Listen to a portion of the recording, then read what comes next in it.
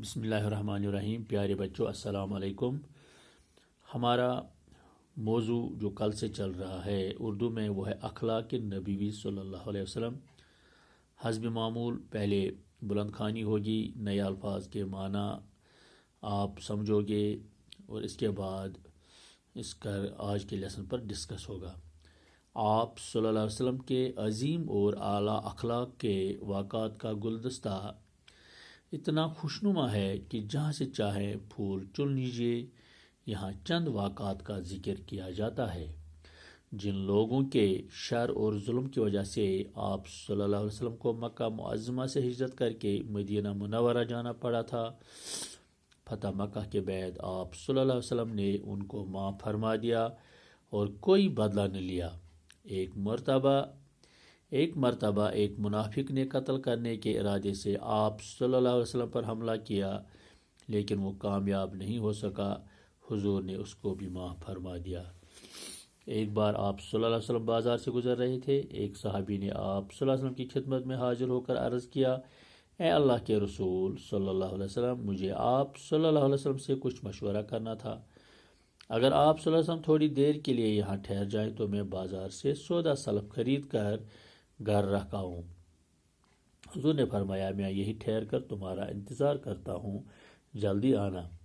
وہ صحابی گھر جا کر یہ بات بھول گئے کہ وہ حضور صلی اللہ علیہ وسلم کو بازار میں ٹھہرنے کو کہہ آئے ہیں۔ تیسرے دن وہ صحابی جب بازار آئے تو دیکھا کہ حضور صلی اللہ علیہ وسلم وہی کھڑے ہیں۔ یہ ہے انسانیت کے محسن حضرت محمد صلی اللہ علیہ وسلم کی پاک سیرت، ایفائے احد اور بے مثال اعلیٰ اخلاق کا نمونہ۔ تو پیارے بچوں، یہ آج کے درس کی بلند خوانی ہوئی۔ تو نئے الفاظ کے معنی دیکھتے ہیں۔ گلدستہ کے معنی ہے پھولوں بھرا گلدستہ، پھول دان جس کو ہم کہتے ہیں، اس میں بے شمار پھول ہوں۔ شر کے معنی ہے تکلیف، ظلم کے معنی ہے زیادتی، ہجرت کے معنی ہے مہاجر، ایک جگہ سے دوسری جگہ چلے جانا، فتح کے معنی ہے کامیابی۔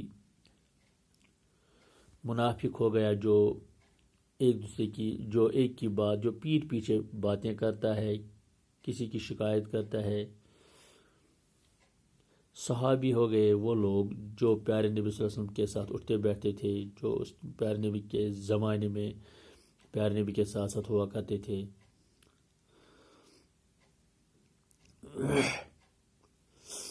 اس طرح سے لفظ ہے محسن کے معنی ہے احسان کرنے والا۔ یہودی جیوز جن کو ہم کہتے ہیں انگریزی میں، ایک قوم ہے، انہی کو یہودی کہتے ہیں۔ تو پیارے بچوں، یہ تھے کچھ نئے الفاظ۔ آپ جانتے ہیں کہ ہمارے نبی صلی اللہ علیہ وسلم کے عظیم اور اعلیٰ اخلاق جو ہیں وہ ان کا ہمارے سامنے اس کی مثال ایک گلدستے کی مانند ہے جس میں رنگ برنگے پھول ہیں۔ جو بھی پھول ہم چاہیں اٹھا سکتے ہیں، نکال سکتے ہیں، چن سکتے ہیں۔ تو وہاں اس ہر ایک پھول سے ہمیں کوئی نہ کوئی مہک ملے گی، کوئی نہ کوئی نصیحت حاصل ہو جائے گی۔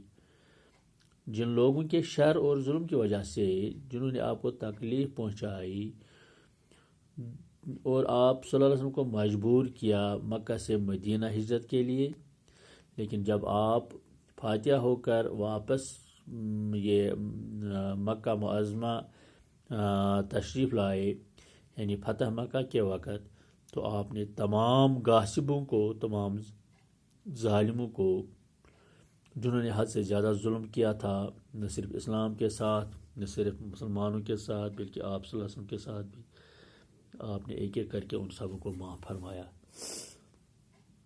ایک بار آپ صلی اللہ علیہ وسلم بازار سے گزر رہے تھے کہ ایک صحابی نے آپ کو سلام کیا اور فرمایا کہ پیارے نبی صلی اللہ علیہ وسلم، مجھے آپ کے پاس ایک کام ہے۔ اس سے پہلے کہ میں وہ آپ کے ساتھ مشورہ کروں، پہلے میں بازار سے کچھ سودا سلف لاؤں گا، آپ میرا انتظار کر لینا، تو میں واپسی پر آپ کے ساتھ وہ مشورہ کروں گا۔ تو آپ صلی اللہ علیہ وسلم نے اسے کہا کہ آپ جائیے، میں یہیں پر انتظار کر رہا ہوں، جلدی آنا۔ تو لیکن وہ بندہ، وہ شخص وہ بھول گیا۔ 3 دن گزر گئے۔ یہ دیکھیے وعدے کا پکا کیا ہوتا ہے۔ پیارے نبی صلی اللہ علیہ وسلم وہیں پر رہ گئے، 3 دن تک انتظار کیا۔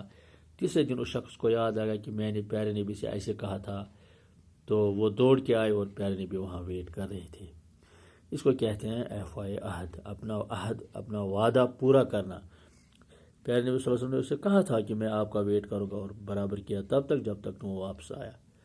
تو یہ دیکھ لیجئے، ایسے اخلاق، ایسی سیرت، ایسا کردار، کتنا بلند کردار ہے جو ہمارے نبی صلی اللہ علیہ وسلم میں پایا جاتا تھا۔ تو ہمارے لیے اس درس میں یہی میسیج ہے کہ ہم اپنے اندر بلند کردار پیدا کریں، ہم بھی یہ اپنا عہد جب کریں، وعدہ جب کریں تو اس کو پورا کرنے کی کوشش کریں، اور وہی طریقہ اپنائیں جو ہمارے نبی صلی اللہ علیہ وسلم نے ہمیں سکھایا ہے۔ تو پیارے بچوں، آج اتنا ہی، کل انشاءاللہ آگے بڑھیں گے۔ خدا حافظ۔